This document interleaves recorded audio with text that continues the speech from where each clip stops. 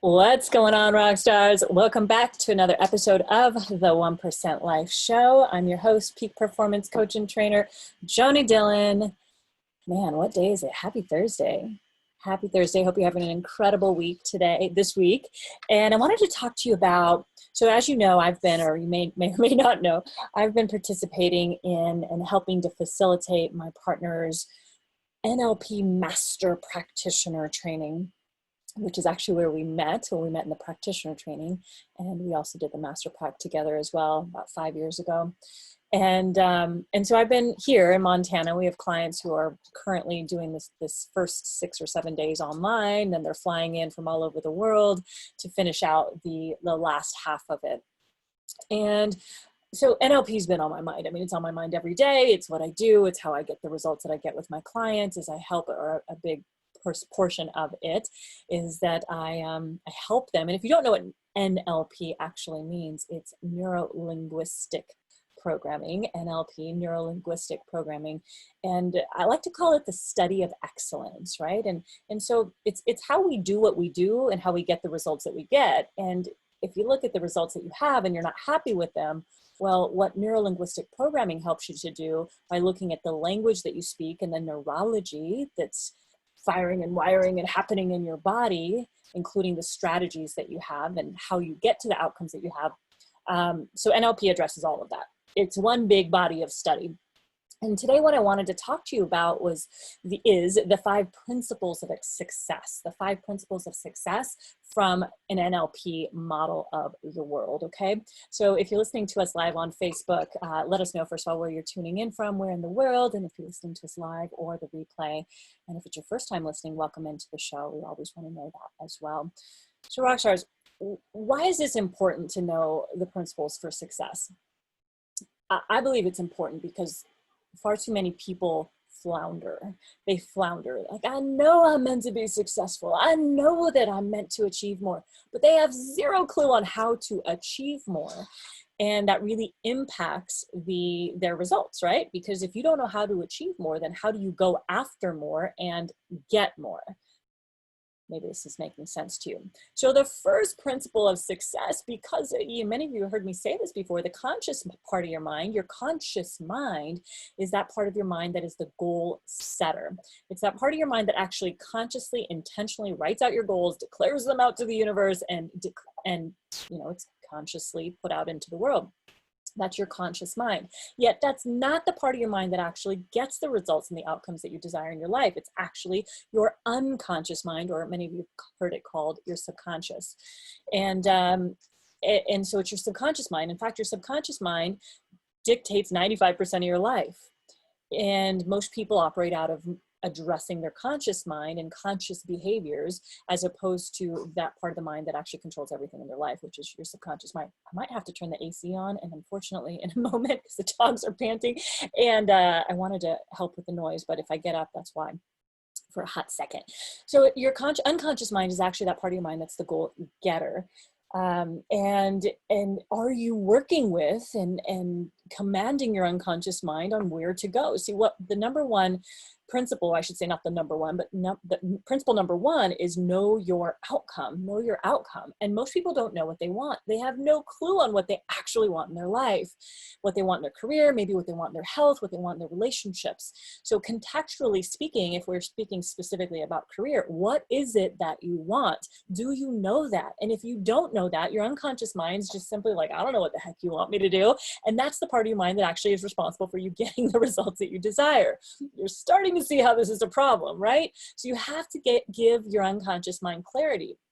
So the most important thing is to know the outcome that you desire. What specifically is it that you desire? Specifics are very important. And, the other part about this is people will say, for example, I don't want to be broke anymore.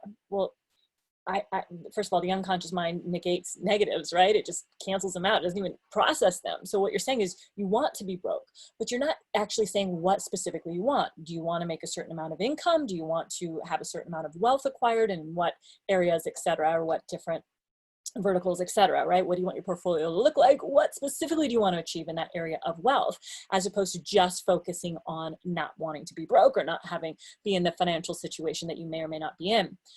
So when you know your outcome, you actually have somewhere to go. You have the road, like you may not have the full roadmap, but you have the destination point on where specifically it is that you're going. And your unconscious mind knows that there's something to achieve. It needs direct orders. It needs clear orders on where specifically to go. Okay, so that's the first thing. The second part of the principles for success is take action. Like, how many of us say we want this and then we sit around like, I mean, I don't, but many people do sit around and just, okay, is it just going to happen? It's going to fall in my lap? No, you can't meditate your way to the top. You can't meditate your way to success, right? You actually have to take action. This is key. This is crucial to getting any outcome that you want. You have to, if you want to impact the world, well, you have to take action to impact the world. You can't sit again and, pray about it. You have to do something about it. And maybe you got to take massive action, right? Maybe you have to take massive action. Also, I want to mention that the accumulation of action every single day, right? Like doing a specific behavior every single day over a prolonged period of time is going to result in momentum. It's going to tip the scale towards actually having the results and big results. So take action, and if you're really serious and you're really excited about it, take massive action. And the other part of it is you need to enroll people in your vision, right? Part of taking action is learning how to enroll people. What does enrolling people mean? It means learning how to create influence over those who actually have a part in us getting to the outcomes that we desire. So none of us get there alone. I cannot ever get to where I want to go in my business and the impact that I want to create in the world alone. I have a team that's behind me. I have a partner who supports me. I have, clients who are a part of it, right? And if I'm not able to enroll them in my vision, if I'm not able to enroll my director of sales in my vision, my director of operations in my vision, they may have a very different vision. And if I can enroll them in my vision, then we're going to go in different directions. You get that? If I cannot enroll my clients on why they need me to help them create massive transformation in their life, then they're going to go to somebody else. If I cannot enroll people who we partner with and affiliate with as to why they should partner with us and create affiliate relationships with us, then they're not going to. They're going to go to somebody else, right? So enrolling people in your vision is really, really important, an important part of taking action and getting the outcomes that you desire. And I think this is where a lot of people just don't get it, right? I mean, words are a very small percentage of communication, and it's meaning that 93% of communication is nonverbal. 93% of communication is not words. Only 7% of communication is words. So if you're only using your words and you're not using everything else, well, then you're missing a huge part of communication. And when we're looking at your words, what specific words are you using and with intention to actually create massive influence? This is really important all around the second part of the second step to or second principle for success, of taking action. The third part is having sensory acuity. Now, I'm not going to go into this in super detail. This is it's an NLP, a neuro-linguistic programming term and terminology, and it really is being able to, any outcome, again, that you want requires that you interact with other people, okay? You have to interact with other people, and you're impacting them in some way in order for you to get there. So without sensory acuity, you don't know if your message is getting through to them or not, right? You don't know, because what it really means is being able to calibrate what do they look like from their facial expressions, and there's different ways to figure this out. Again, we're not going into the depths of it, but where were they before the communication began, and where are they after the communication began, and throughout the process, right? And if you're not able to calibrate their sensory acuity, and oh, something shifted. Oh, they're not following me. Oh, they're totally not with me. Then how do you know that you don't know if you're leading them or not leading them, or if they're totally in another world or not? So sensory acuity in the world of NLP, and I believe in all worlds, is absolutely essential. Being able to understand if the person who you are attempting to create influence with is actually listening to you, is actually following you in your message and what it is that you're attempting to communicate or get them to take specific action on. This can also be used in a sales context. I'm sure you understand that. And number 4, having behavioral flexibility. Having behavioral flexibility is huge. I've talked about this on past episodes. what does this mean? Look at the economy and look at the climate rather that we're living in right now, the upcoming economy. The storm is coming. If you have not heard me say this, the storm is freaking coming. If you do not know how to have behavioral flexibility, you're going to be operating out of the same exact way that you were operating before, and that's not going to work. You have to be able to adapt to the environment that you're in. You have to be able to adapt to change when it comes up. You have to be able to say, okay, yeah, this may suck, and I'm going to do it anyway, and be able to have that flexibility in behavior. Think about it contextually in your work environment. A lot of my clients right now, every single day, something's different when they go in. First, you're wearing masks. Now you're wearing this kind of mask. Now you can't sit within this much feet apart, from one another. And now you have to like use iPads as opposed to even pencil pitching anything out. Like there's constant change. And, 1 minute it's like, oh, you can't say that. Oh, you can't do that. Oh, and having behavioral flexibility is absolutely essential, because the person with the most behavioral flexibility will actually dominate any situation, anything that you can think of. And the person with the least is not. They're going to crumble and fall and be the victim of their environment. Okay, so having behavioral flexibility is absolutely essential, and it is one of the 5 principles of success. The 5th principle of success, and I'm speaking really fast because my partner's coming home from the training right now, and I'm in a hot RV because of the noise factor with dogs ready to probably pounce on me if they could. So the 5th one is operate from a physiology and a psychology of excellence. So what does this mean? Look, we have a choice in any given moment of our life. We have a choice as to how to act and how to behave, and how how do I say this? How to operate from, like the way that we want to operate from. Do you want to operate out of, a piss poor attitude, or one of, this just sucks. It's just terrible. I'm not going to be able to do what I want to do because of so-and-so and this new change and all the stuff that's going on right now and this environment and COVID and this, that, and the other? Or do you want to do the best that you can do given the current environment, be at cause for your results, as opposed to being at the effect of or being victim to, and choose to operate from a physiology and a psychology of excellence, meaning everything that you do is total excellence, right? How can I do this with greater level of excellence? And this is impacted by, so you may or may not know this, but in any given second of our lives, there's 11 million bits per second of data that's coming in through all of our senses, through our vision, right? Like when we see, what we're seeing, what we're hearing, what we're feeling, our senses are kinesthetic, what we're smelling, what we're tasting. There's 11 million bits per second of data coming in, yet our conscious minds can only process 126 of those bits, right? Like 126 of 11 million. So what you choose, like the meaning that we give that data that's coming in, is really important as to how you operate, right? If you're going to operate from a psychology of excellence, or if you're going to choose to operate from a psychology of, the opposite of excellence, which is like, I don't know, defeat. I don't know what it could be.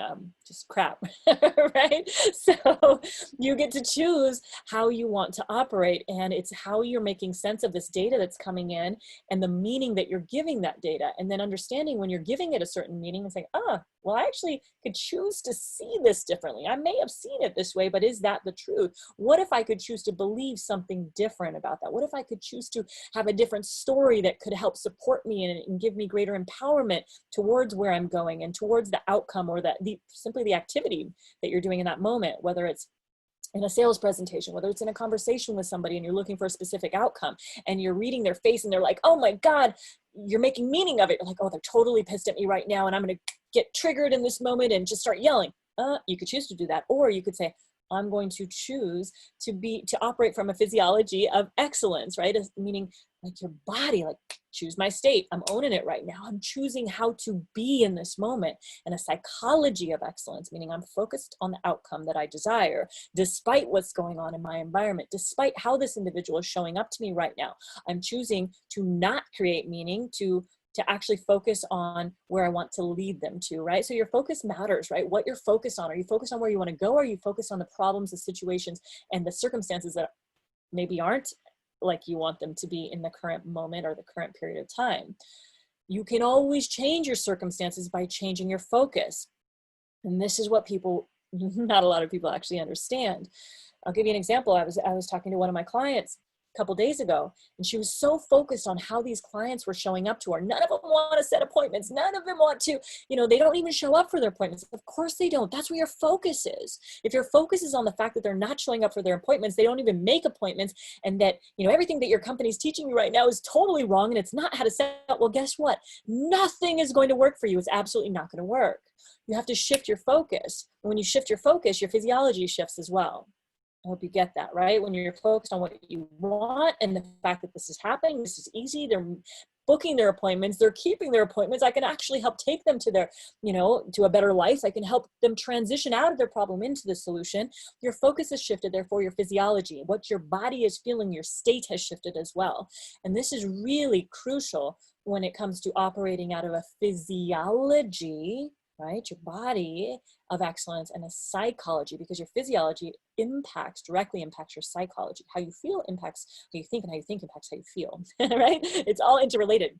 So if you're worried or sad about things that are happening in the environment, that tremendously impacts your physiology, and thereby impacts your success. You're not going to be able to go out and create the success that you want if you're feeling that way, if you're feeling in an unresourceful state, we call it.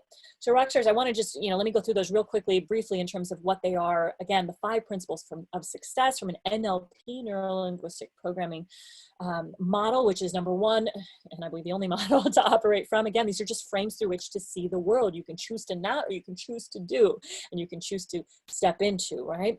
And if it's going to serve you, why not? Number 1, know your outcome. Always be totally clear on where it is specifically that you're going. Even if you don't know the how to get there, know the outcome. Your unconscious mind needs clear directions. It needs clear orders. It needs to know the roadmap in terms of the destination. The how can be figured out, right? The roadmap meaning the destination. The how can be figured out. Oh, my partner's coming. Got to wrap this up. Number 2, take action, right? Take action. Go out and do the thing to get the result.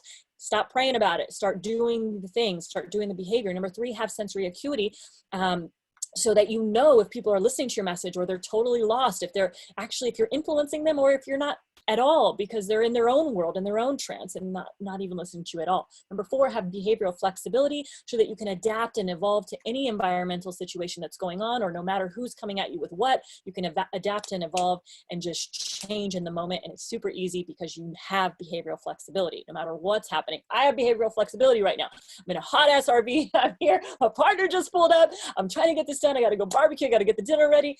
Dogs are hot as shit, right? Like, I have behavioral flexibility. This is the only way the podcast is going to get done tonight. And on top of it, it's 8:42 p.m. Lastly, Rockstar, operate from a physiology and a psychology of excellence. This is a choice. Choose what your 126 bits are that you are choosing to focus on. Choose those wisely. Choose what meaning you make of the information that's coming at you in any given second. And guess what? We're deleting, we're distorting, we're generalizing all of that data, and you get to choose how you want, what the meaning you want to give it. Okay, I gotta bounce, y'all. It's been great. My partner's had a really long day of training, and he wants in the RV, and I'm all about and all of that stuff. So Rockstar, I'm having behavioral flexibility as he is right now, sitting outside the RV, and I'm letting him in. Y'all are incredible. Let me know that you got value from this by leaving a 5-star rating and review. Get out there and be unstoppable. Change some lives today. You certainly deserve it, and they do too. Peace.